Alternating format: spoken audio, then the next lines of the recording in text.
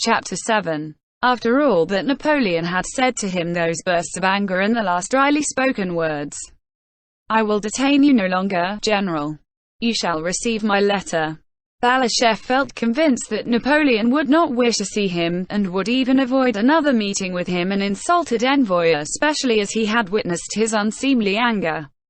But, to his surprise, Balashev received through Duroc an invitation to dine with the emperor that day.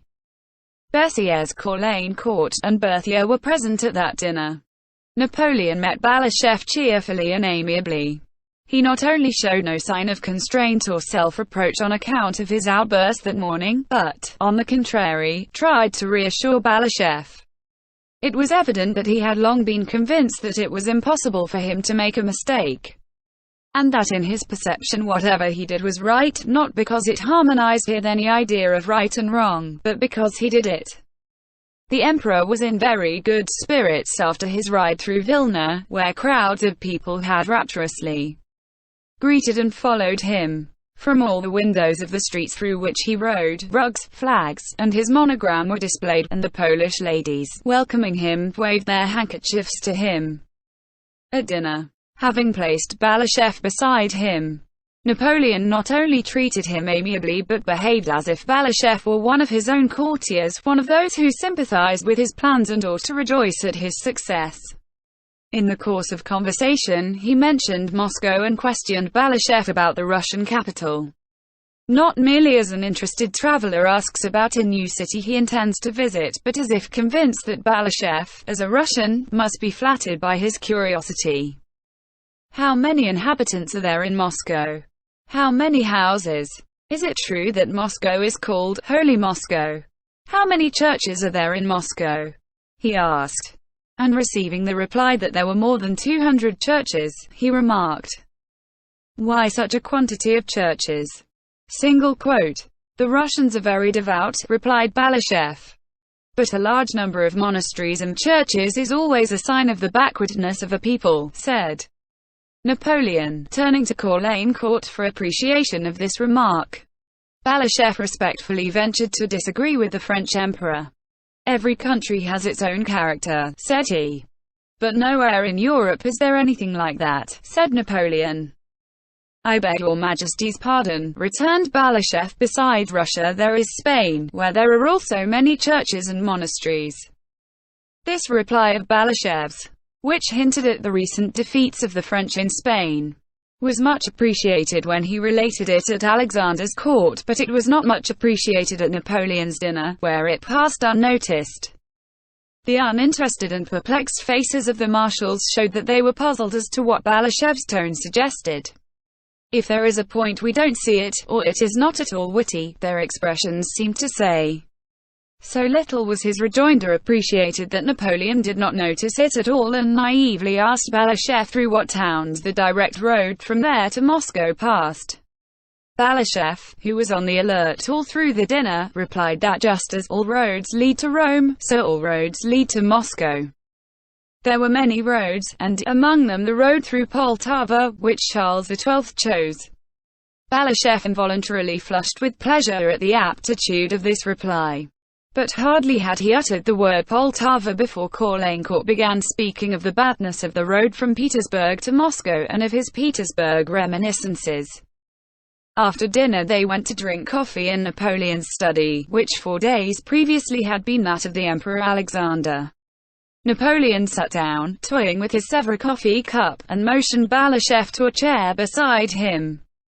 Napoleon was in that well-known after-dinner mood which, more than any reason cause, makes a man contented with himself and disposed to consider everyone his friend. It seemed to him that he was surrounded by men who adored him, and he felt convinced that, after his dinner, Balashev too was his friend and worshipper. Napoleon turned to him with a pleasant, though slightly ironic, smile. "They tell me this is the room the Emperor Alexander occupied. Strange, isn't it, General?"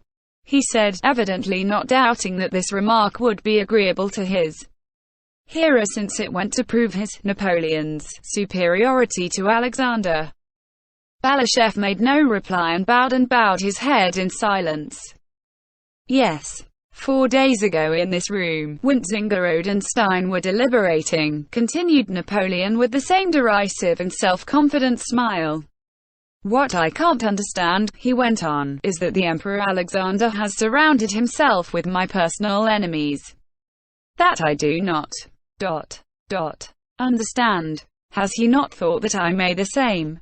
And he turned inquiringly to Balashev, and evidently this thought turned him back onto the track of his morning's anger, which was still fresh in him.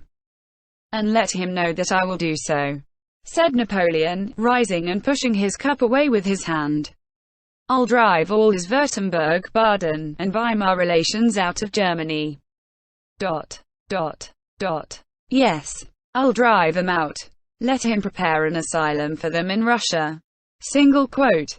Balashev bowed his head with an air indicating that he would like to make his bow and leave, and only listened because he could not help hearing what was said to him.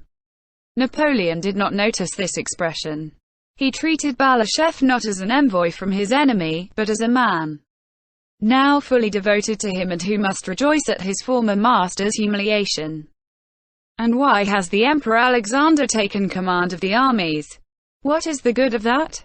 War is my profession, but his business is to reign and not to command armies. Why has he taken on himself such a responsibility? Single quote.